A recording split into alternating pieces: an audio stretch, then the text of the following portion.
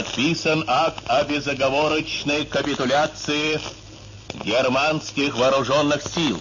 По воспоминаниям очевидцев, новость о капитуляции фашистской Германии казанцы услышали после захода солнца в ночь с 8 на 9 мая. До этого, в ожидании благой вести, горожане несколько дней не выключали своих радиоточек. Когда же в час ночи по московскому времени подписание состоялось, новость тут же дошла до Казани. Когда ее утром озвучил сам Юрий Левитан, стало ясно: теперь победа точно за нами.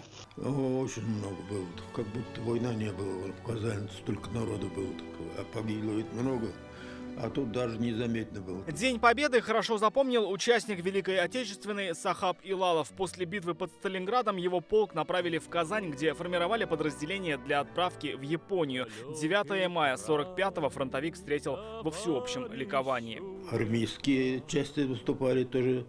Артиллерия выступала, встречали так, как даже никогда. Народ плясали, пели, играли. Этот день на всю жизнь запомнила и ветеран Валентина Маркина. Ей было 4, когда объявили войну, и 5, когда началась блокада Ленинграда. В 42 году девочку эвакуировали в Краснодарский край, а День Победы маленькая Валя встретила уже в Казани. Просыпаемся, а там такой гвалт в детском саду. Что случилось, мы все... Нам воспитательница говорит: ребята, война кончилась. Мы все надеялись. В этот день в Казани был объявлен выходной, поэтому неудивительно, что на улице высыпал весь город. На фотографиях той поры видно, что казанцы просто не могут сдержать слез радости. Горожане обнимаются, ликуют, танцуют. По улицам ходят живые оркестры, фронтовиков носят на руках.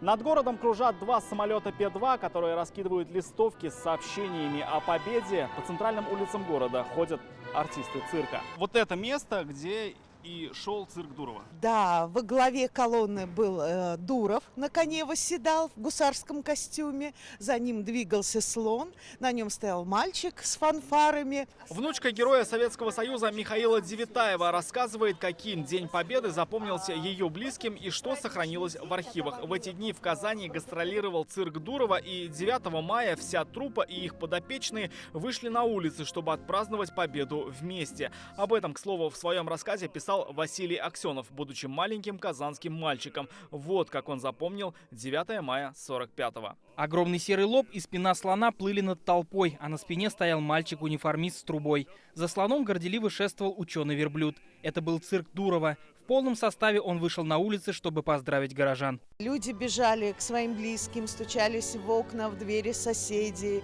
делились этой радостной новостью.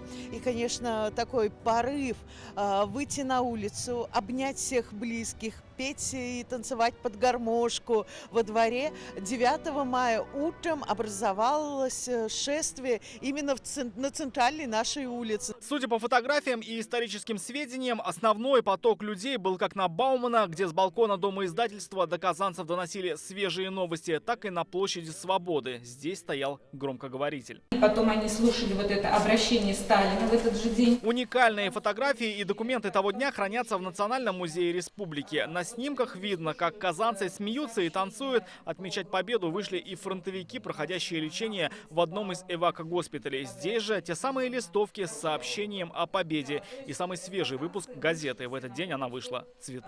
Есть у нас газета как раз «Красная Татария», которая была напечатана 9 мая. И здесь тоже есть, в этот же день она вышла. Здесь вот тоже как раз есть и подписание акта о безоговорочной капитуляции, и объявление 9 мая праздником Победы. Больше 10 тысяч заводчан собрались на митинге на 16-м заводе, ныне КМПО. 15 тысяч на митинге на стадионе «Крылья Советов». И там было принято направить коллективное приветственное обращение к Верховному главнокомандующему. Текст следующий. «Мы с особой любовью обращаем наши взоры к тому, кто привел нас к этой победе, к нашему полководцу, маршалу Советского Союза Сталину». Люди по инерции или потому, что они хотели поделиться своими эмоциями, все равно приходили на работу.